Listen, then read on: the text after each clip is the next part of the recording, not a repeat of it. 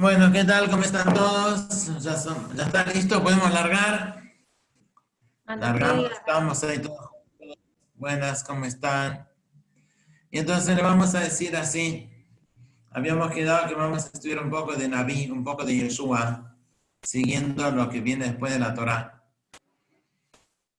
Y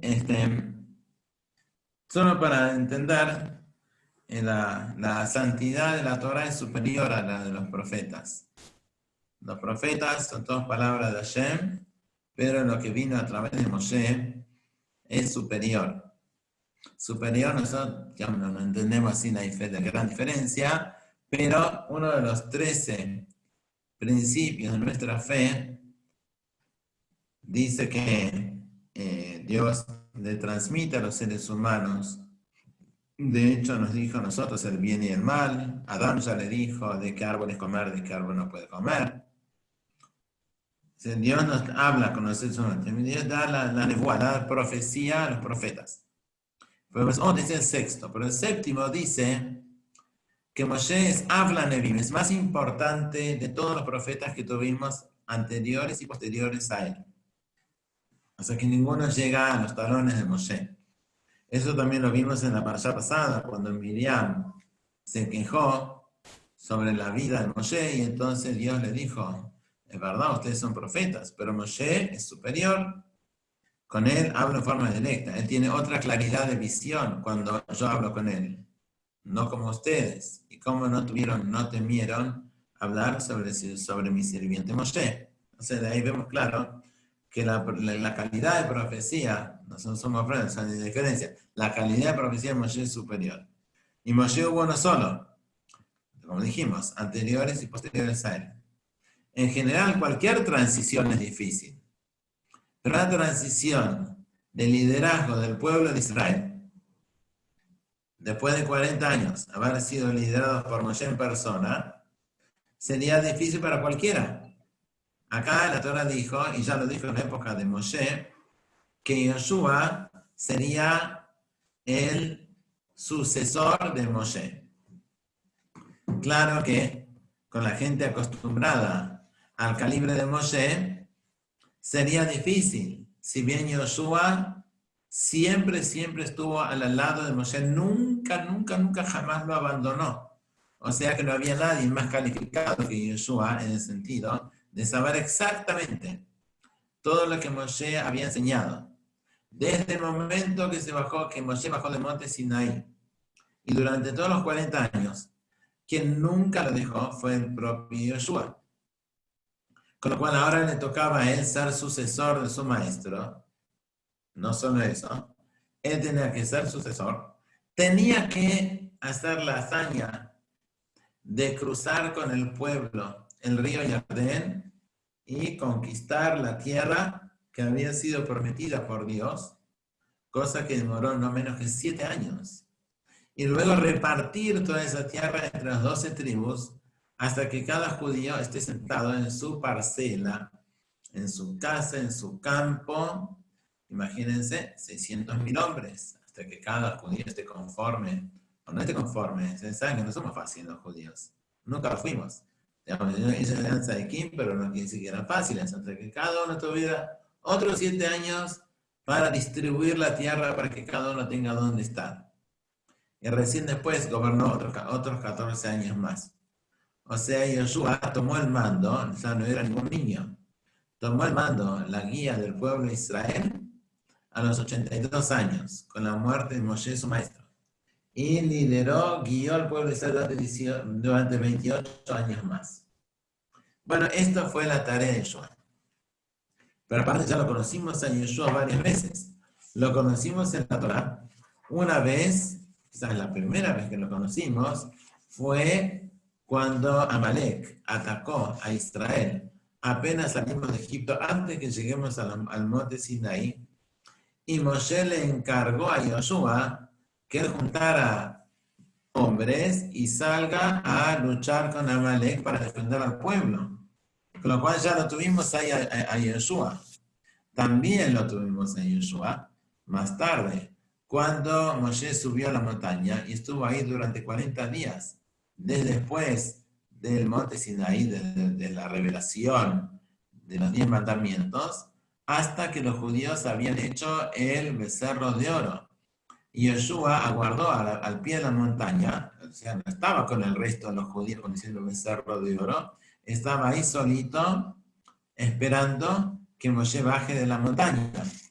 Y entonces ahí lo vemos, uno dice, está solo, 40 días, solito, porque no quería perder un momento de estar con su maestro.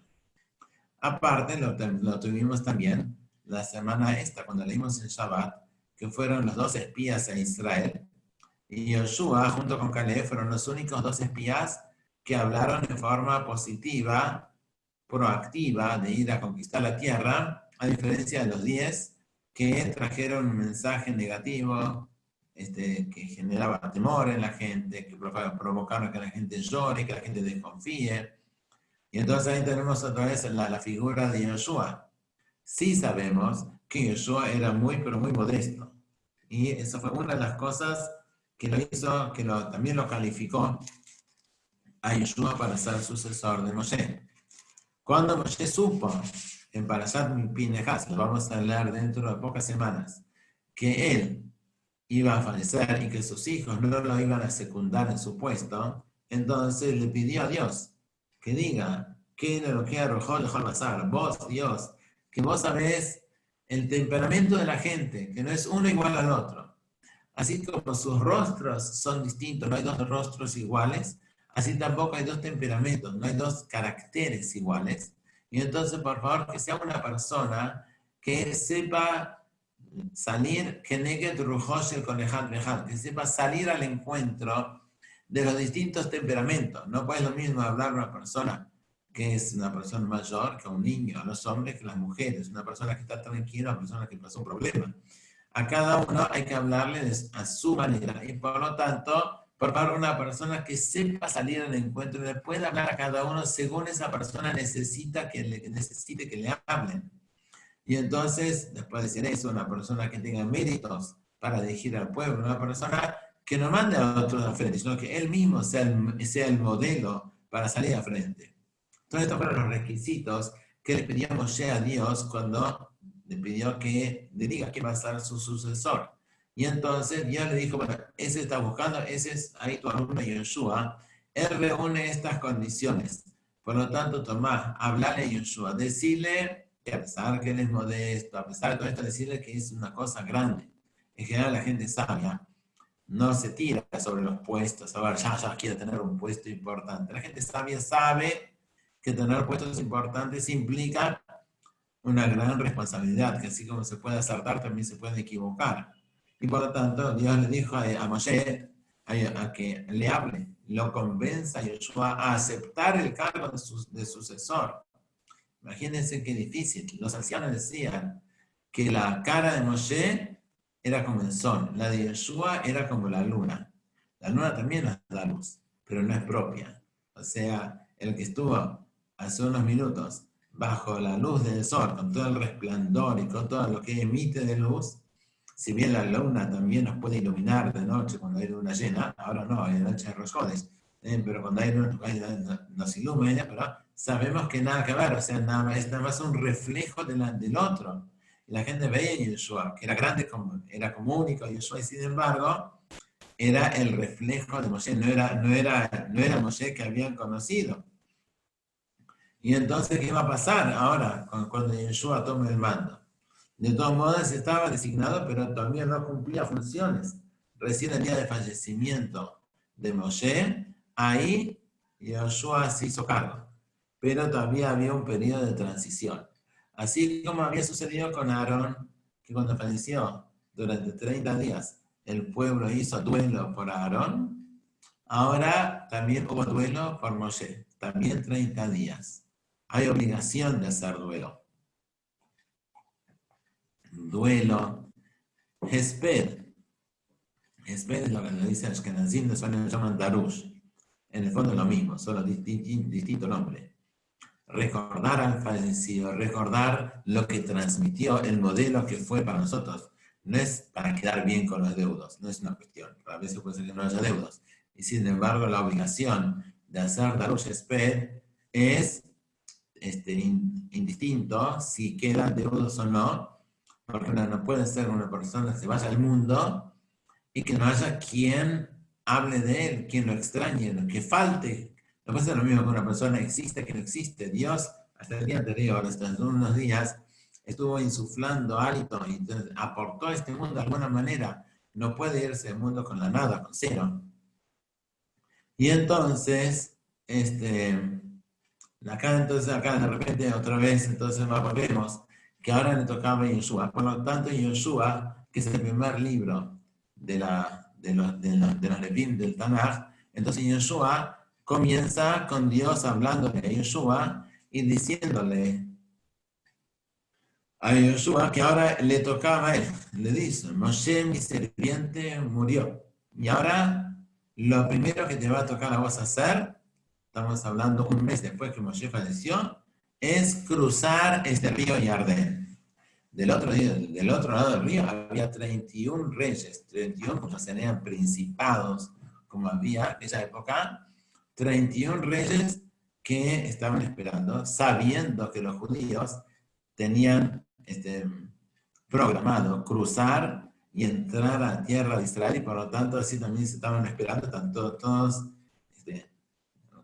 armados hasta los dientes, dicen en castellano, sabiendo que venían, y frente del otro día, en la primera ciudad con la cual tendrían que enfrentarse los judíos, era la ciudad de Jericó, que vamos allá en un ratito a hablar sobre eso, y que aparte de eso, no casualidad, ayer leímos en la Haftarah, como hablaba de los 10 o los 12 espías que fueron a Israel, 10 de los cuales hablaron mal, entonces la Haftarah de mañana también habla de espías, los 12 espías que mandó Yoshua para ver la ciudad de Jericó antes de ingresar a tierra de Israel. Entonces, para ver, hola Ezequiel, ¿cómo estás? Un placer verte, Ezequiel.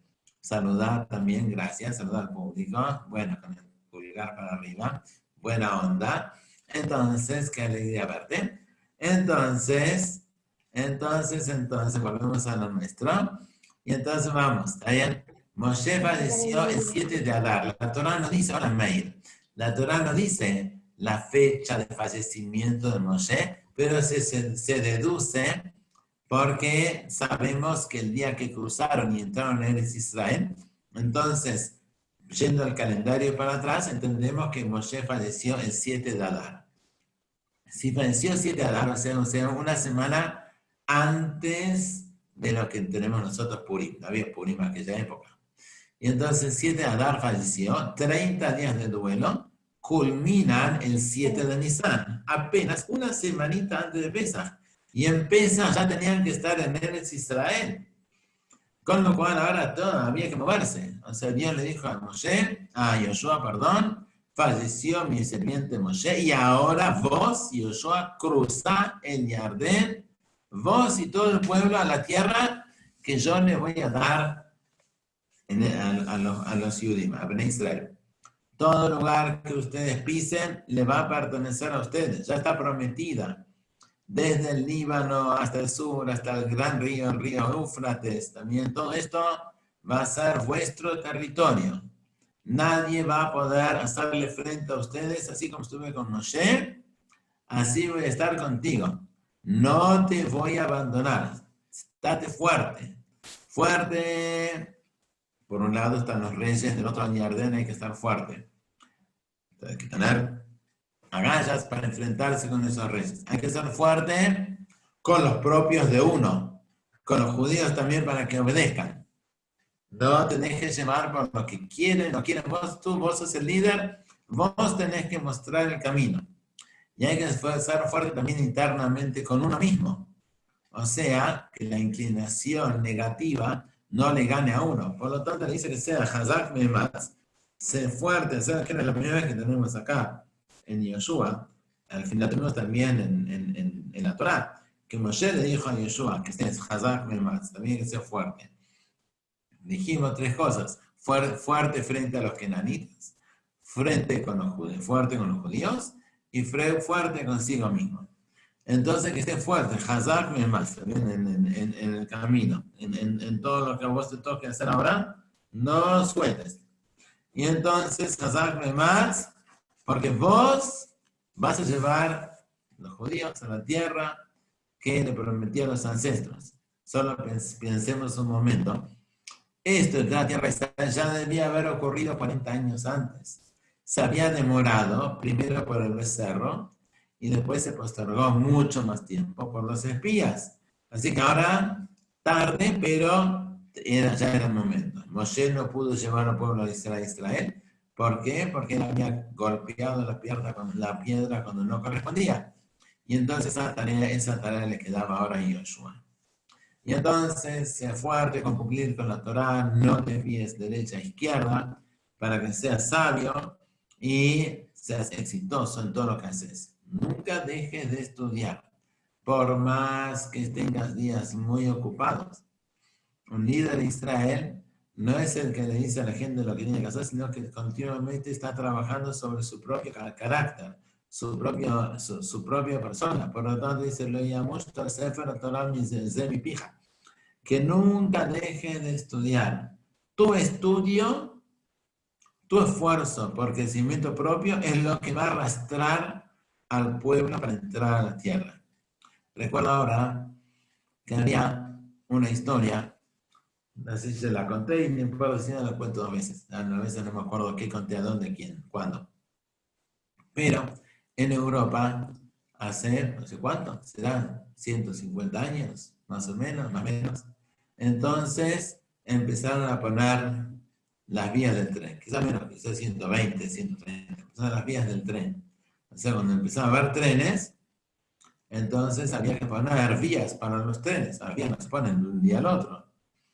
Y tampoco sirven, las vías tienen que estar enteras para que salgan de donde salen y que lleguen a donde tienen que llegar. Con lo cual, desde que se toma la determinación de hacer unas vías para ir, no sé, digamos, de Berlín a Varsovia, o de Berlín a Varsovia a Lituania, pues cada cosa demora, trenes. Bueno, la gente jamás había visto un tren en su vida.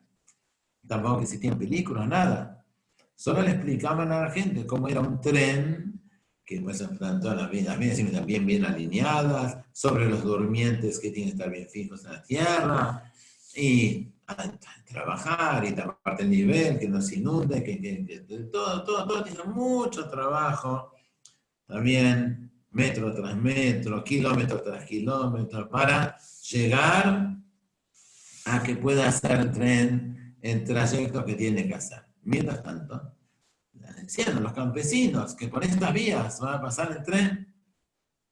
Bueno, a mí miraban, no habían visto un tren, pero años y años, hasta que estuvo listo ya le dijeron que se había completado la obra, y ya, que no sé, dijo la fecha, cuándo iba el primer tren, su primer viaje que iba a viajar sobre estas vías. Estaban todos esperando el gran día, después de tanto trabajo de vías, de esto, bueno, ¿cuándo llegará el tren? El día que estaba anunciado que va a pasar el tren por ahí por el pueblito, estaban todos vestidos con su mejor ropa. Los goyim dicen Sunday best, los judíos dicen ropa de Shabbat, para recibir el tren. Ahora, los trenes de hoy no son nada que ver con los que eran antes. Yo cuando era muy chiquito, yo conocí un poco la época colonial, entonces cuando era chiquito, entonces las locomotoras de antes eran realmente locomotoras, funcionaban con, era una caldera.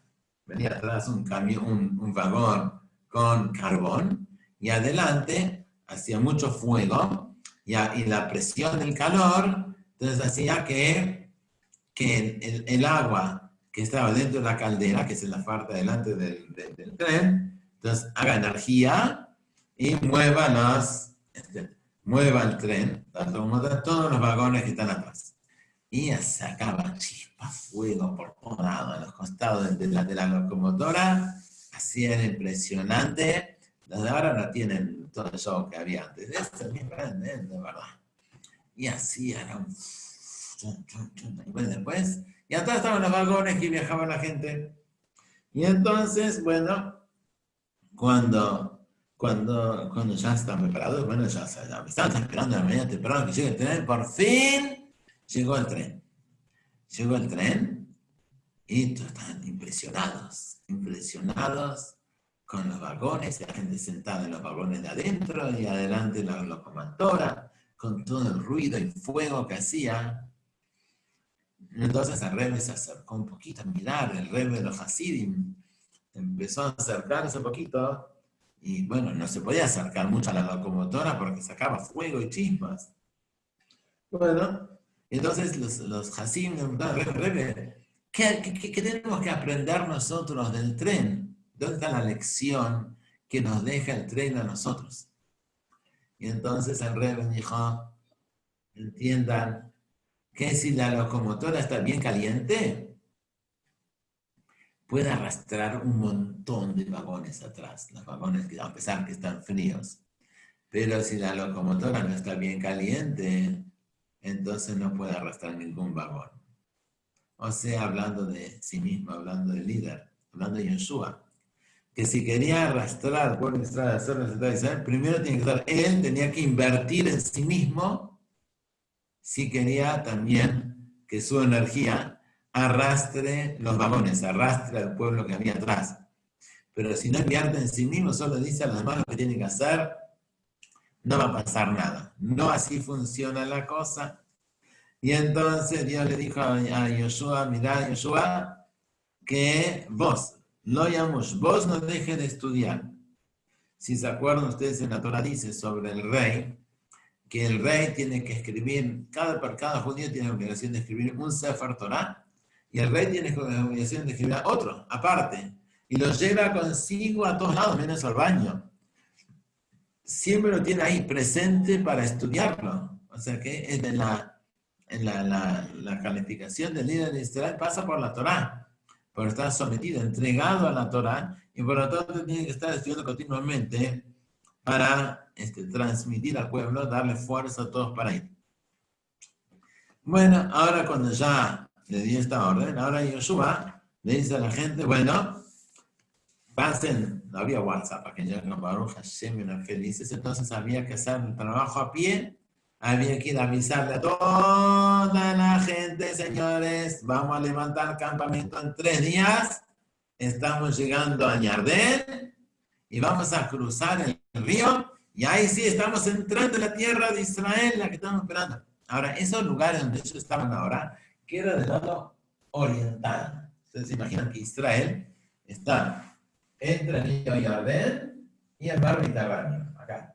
Y ellos estaban de este lado. De este lado es lo que hoy se llama Jordania. Ese lado pertenecía a aquella época también a Israel. Este lado lo habían conquistado de 2 reyes muy poderosos, Sihón, rey de Morí, y Og Melech HaBashar, conquistaron esto. Ahora acá está el río, y acá tienen que entrar, acá, a esta parte. Lo que está entre lo que hoy se conoce como Israel, ¿verdad? Entre el río Yardén, que fluye desde el mar de Galilea, Yam Kineret, y baja hasta el mar Muerto, y acá de este lado está Jerusalén, está Tel Aviv, Bnei Brak, hacia el mar, ¿verdad? Ahora iban a cruzar el Yardén en dirección oeste, para entrar a Eretz Israel.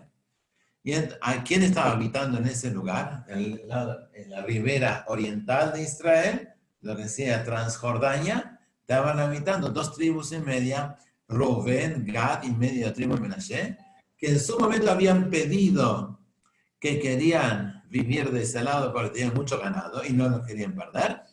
Y Moshe primero dudó, después accedió, pero con la condición que cuando llegue el momento de cruzar a Israel, ellos tienen que estar al mando, tienen que estar adelante de las tropas conquistando la tierra. Y era una cosa muy sacrificada, tenían que darse 7 años ayudando a conquistar la tierra de Israel, mientras dejaban a sus familias, durante 7 años seguidos, a sus familias con sus cosas la dejaban ahí, del otro lado de Yardén, y ahora se venía con el pueblo a cruzar, y por lo tanto, como había sido esa condición, ahora también Moshe va a tener que advertir a ellos que tienen que cumplir con la palabra que le dieron a Moshe de que iban a cruzar, especialmente la tribu de Gad, que era una tribu guerrera, que todo el mundo los miraba a ellos como que ellos son los soldados de verdad. Entonces así, les dijo a la gente que preparen, a todos, primero dice, le habló a todos que se tienen que preparar. Preparar la comida, ya tenía todavía el último maná que había caído cuando Moshe estaba en vida. Entonces, uno que prepare el maná. Si tiene que cocinarlo, que lo cocine, lo que sea. Segundo, tiene que preparar las armas. Porque cuando crucen el Jardín, sí, es verdad que Dios les ayudó y todo, que por eso fueron victoriosos para conquistar tierra de Israel, pero ellos no pueden apoyarse solamente como que Dios va a hacer la guerra por ellos. Ellos tienen que estar instalando una obligación de gestión de ir a luchar. Después que Dios les ayude, bueno, Baruch Hashem, que Dios les ayude. Pero iban confiados en Dios, pero eso no quitaba que tenían que hacer la preparación lógica para enfrentarse con los enemigos. O sea, la gente que estaba en Israel no tenían que nada, no quería irse de ahí. No tenían que prepararse. Uno, las cosas domésticas, comida, lo que sea, para el viaje de 3 días. 2, las armas para luchar. Y 3, prepararse espiritualmente porque estaban ingresando a la tierra de Israel. Esto, dicho sea de paso, ahora no tenemos aviones, no vamos a ningún lado. No vamos a Israel, ni a la esquina vamos. También estamos ahí todos encerrados. Algún día, cuando venga el Mashiach. Mientras tanto, muchos fuimos a Israel, vamos a Israel de vez en cuando, los hijos van a Israel. Ir a Israel no es cuestión de pasaporte, plata, viaje, avión. Ir a Israel, aun cuando estamos yendo sin el Mashiach, es una preparación espiritual. Uno no puede subir al avión yendo a Israel como si estuviera yendo, no sé a dónde, a Río de Janeiro, ni a Sao Paulo, no sé, avión o a New York. Israel es como ir a New York. Israel es una área espiritual cada vez que uno va, y aunque uno ya haya ido antes, Israel es una experiencia espiritual. Israel no es Argentina, ni Londres, ni París. Israel es el único país espiritual donde está la Shejina morando en forma no tan evidente como cuando había Bet HaMikdash, pero no obstante no deja de ser Eretz Israel. Muchas veces yo le decía a los alumnos que Leví, como dijo la viuda Leví, que tanto quería, estamos hablando de hace 1000 años, tanto amaba Israel, Leví Mizrach, mi corazón está en el este, Bani Besof Marab, y yo estoy al fondo del oeste. Uno va a Israel, entender que, bueno, que tienes la ropa, tienes un libro de Teilim, todo el viaje es ir ahí. Nosotros volvemos, ya perdimos la idea, la noción de lo que significa ir a Israel. Antiguamente, cuando yo era muy chiquito, tipo hace 150 años, 200, cuando la gente se iba a Israel y básicamente era chao, se despedía de la gente y se iba. También sabiendo que lo más probable sería que nunca volvería a ver más a sus vecinos, a sus familiares, a sus seres queridos, porque era one way.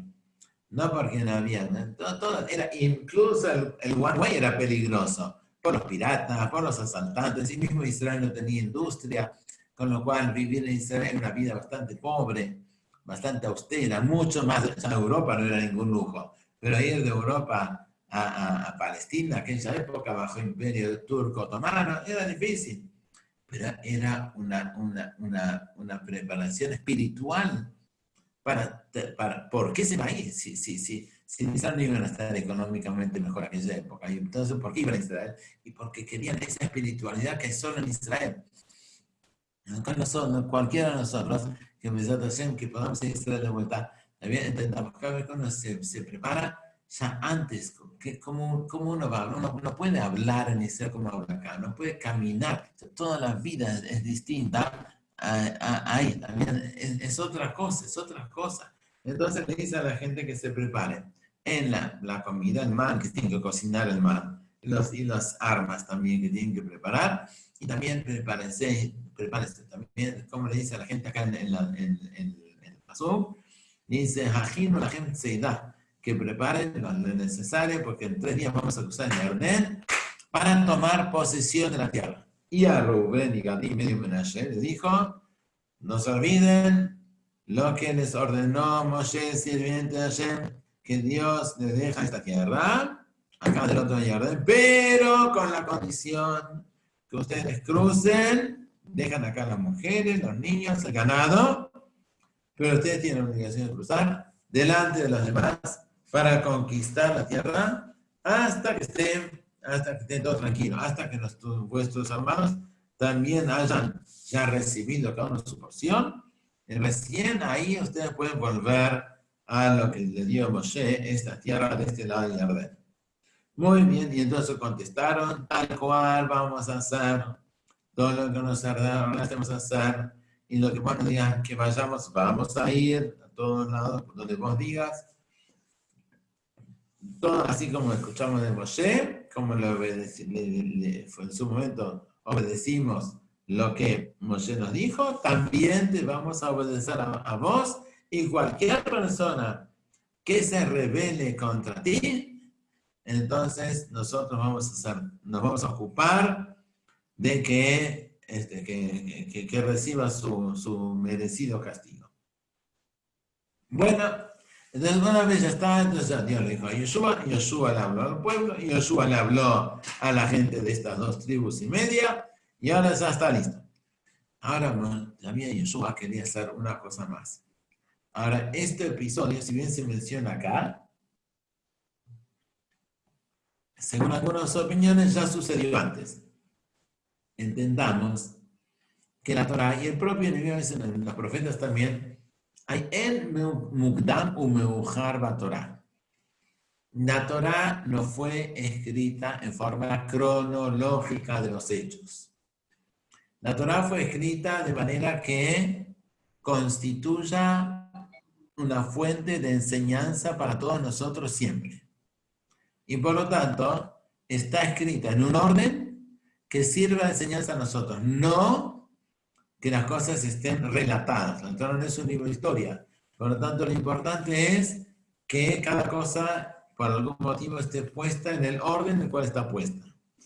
Y entonces, si bien habíamos dicho que lo que pasa ahora es entre el 7 de Nisan y el 10 de Nisan, esto puede haber sucedido ya antes, como dicen algunos comentarios, y también los próximos que va a hablar después de la Torah, de Yoshua, que mandó 2 espías.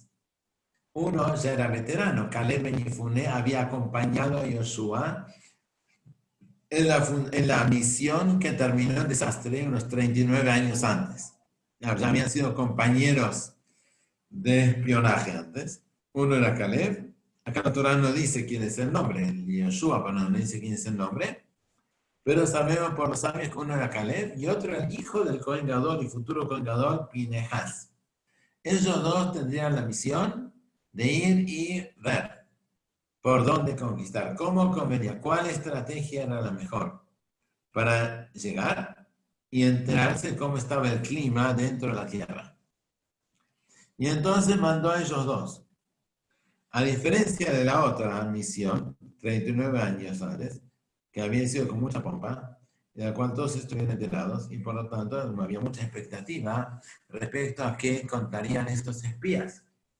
Esta vez Yoshua tomó la precaución que no vuelva a suceder lo mismo, y mandó a los 2 espías de manera callada, sin que toda la gente se entere lo que estaba sucediendo, para que no pueda suceder, no pueda volver a suceder lo que ya había pasado antes. Y por lo tanto le agarró de estas 2 personas, únicamente 2, Shnai Meraglim, y les dijo a ellos que vayan de manera encubierta, que no sean descubiertos con facilidad, pues de Jerez, una opinión de forma callada. Que toda la misión fue solapada, tapada para que nadie se entere. Segundo, le dijo que vayan disfrazados, que vayan como vendedores de vasijas de loza, para que no se identifique tan fácilmente de que son judíos. Y al mismo tiempo le dijo también que se hagan los sordos. Si se hacen los sordos, como que no escuchan nada, entonces cuando la gente hable no va a tener cuidado de ellos, se va a hablar libremente, después se va a entender de que ellos no escuchan, van a creer que ellos no escuchan y por lo tanto van a poder hablar delante de ellos y se van a enterar de cómo estaba la cosa. Y le dijo que vayan a lugares donde podían recabar información de cómo están las cosas. Ellos fueron, y como Jericó era un pase fronterizo, entonces mucha gente pasaba por Jericó. Y fueron a la casa de una mujer que se llamaba Rahab. Ahora, la identidad de Rahab, evidentemente los jajamí dicen que Rahab era muy, pero muy atractiva. Dice que era de las 4 mujeres más atractivas que hubo en la historia en algún momento, junto con la reina Esther, junto con Abigail, muy atractiva, y por lo tanto era muy atractiva para los hombres. Esta era una mujer kenanita. Terminó al final convirtiéndose al judaísmo, pero en ese momento, ya desde que era chiquita, entonces había sido enseñada a prostituirse con los hombres. Si bien acá dice que es mujer zona, la palabra zona puede significar de zan. Zan es que alimenta, o sea que tiene un lugar para dar de comer, como decían hazan etakol, que es el mismo verbo, zan y zona. Por otro lado, otros que dicen que zona es como zona, lo que habitualmente conocemos como zona, que es una mujer ramera. O las dos cosas. Pero no había, si se lo sabe, no había nadie que no había estado con ella. Y era también una mujer muy poderosa, por lo tanto también cuando le habla, incluso el rey de Jericó, le habla a ella con respeto, sabiendo que ella maneja muchas cosas y por lo tanto le hablan con mucho cuidado a ella cuando le habla a ella. De todos modos, fueron ahí porque justo eligieron ir a Jericó, a esa casa, porque sabían que ahí es donde se mueve todo. Todos pasan por ahí, entonces ahí iban a escuchar noticias, si no era ahí, ¿dónde? Cuando se sentaran ahí se iban a enterar lo que gente hablaba, porque era un lugar crítico, ese lugar, y aparte de ella misma, puesto que Rahab estaba en contacto con tantos hombres, gente de poder, entonces también ellos le iban a poder contar, de ella iban a poder recabar la información que necesitaban sobre cómo estaba la situación en la tierra de Israel. Pero habiendo dicho todo esto, vamos a tener que interrumpir porque ya entiendo que ya estamos cerca de la hora menos cuarto. Con lo cual, entonces, así para ser cortos, empezamos hoy con que sucesor de Moshe y Yoshua, lo que Dios le mandó a Yoshua, que se tenía que cruzar el río Yardén, después que habló a la gente que se prepare, que habló con las tribus de Gad y de Rubén, también para lo suyo, para que los acompañen, y la gente fue para ahí, y que mandó 2 espías, que ahora la historia de los espías, ¿qué les pasó ahí en la tierra de Canaán? Vamos a hablar, si os quiere, el día de mañana. Que estén todos muy bien. Hasta luego. Gracias, Rab. Chau, chau. Gracias, hasta luego. Gracias, Rab. Rab. Shavuot tov. Buenas tardes, Shavuot tov. Gracias, Rab. Gracias, Rab. Gracias. Gracias, Rab. Muchas gracias, Rab.